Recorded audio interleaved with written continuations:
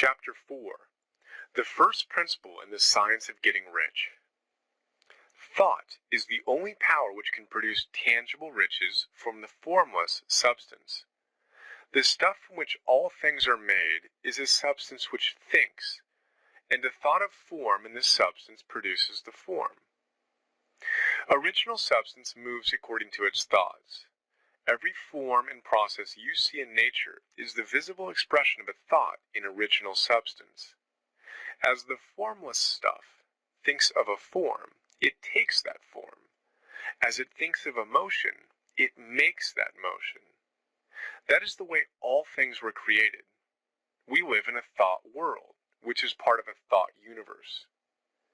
The thought of a moving universe extended throughout formless substance, and the thinking stuff, moving according to that thought, took the form of systems of planets and maintains that form. Thinking substance takes the form of its thought and moves according to the thought. Holding the idea of a circling system of suns and worlds, it takes the form of these bodies and moves them as it thinks. Thinking the form of a slow-growing oak tree, it moves accordingly and produces the tree, though centuries may be required to do the work. In creating, the formless seems to move according to the lines of motion it has established. The thought of an oak tree does not cause the instant formation of a full-grown tree, but it does start in motion the forces which will produce the tree, along with established lines of growth. Every thought of form held in thinking substance causes the creation of the form, but always, or at least generally, along lines of growth and action already established. The thought of a house of a certain construction, if it were impressed upon formless substance, might not cause the instant formation of the house, but it would cause the turning of creative energies, already working in trade and commerce, into such channels as to result in the speedy building of the house. And if there were no existing channels through which the creative energy could work, then the house would be formed directly from primal substance, without waiting for the slow processes of the organic and inorganic world. No thought of form can be impressed upon original and substance without causing the creation of the form. Man is a thinking center and can originate thought. All the forms that man fashions with his hands must first exist in his thought. He cannot shape a thing until he has thought that thing. And so far man has confined his efforts wholly to the work of his hands.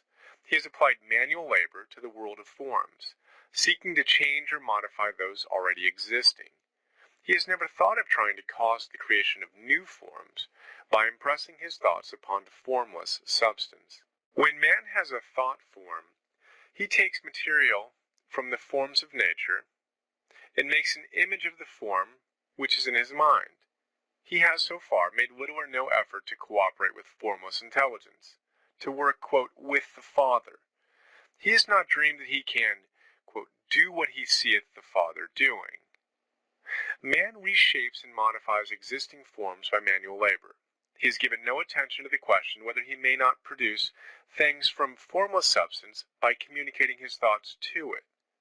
We propose to prove that he may do so, to prove that any man or woman may do so, and to show how. As our first step, we must lay down three fundamental propositions. First, we assert that there is one original formless stuff, or substance, from which all things are made. All the seemingly many elements are but different presentations of one element. All the many forms found in organic and inorganic nature are but different shapes, made from the same stuff. And this stuff is thinking stuff. A thought held in it produces the form of a thought. Thought, in thinking substance, produces shapes. Man is a thinking center, capable of original thought. If man can communicate his thought to original thinking substance, he can cause the creation or formation of the thing he thinks about. To summarize this, there is a thinking stuff from which all things are made, and which, in its original state, permeates, penetrates, and fills the inner space of the universe. A thought, in this substance, produces the thing that is imagined by the thought. Man can form things in his thought and, by impressing his thought upon formless substance, can cause the thing he thinks about to be created. It may be asked if I can prove these statements, and without going into details, I answer that I can do so, both by logic and experience. Reasoning back from the phenomena of form and thought, I come to one original thinking substance. And reasoning forward from the thinking substance, I come to man's power to cause the formation of the thing he thinks about. And by experiment, I find the reasoning true, and this is my strongest proof. If one man who reads this book gets rich by doing what it tells him to do, that is evidence in support of my claim. But if every man who does what it tells him to do gets rich, that is positive proof until someone goes through the process and fails. The theory is true until the process fails, and this process will not fail, for every man who does exactly what this book tells him to do will get rich. I have said that men get rich by doing things in a certain way, and in order to do so, men must become able to think in a certain way.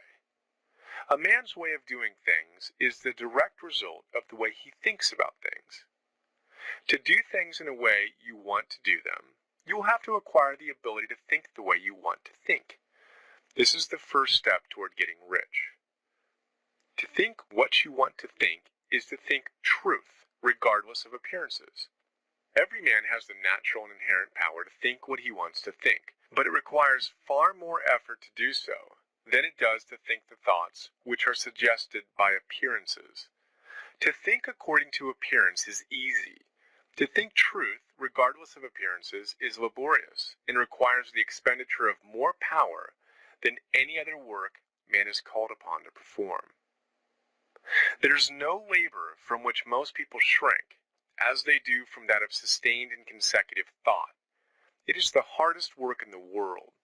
This is especially true when truth is contrary to appearances.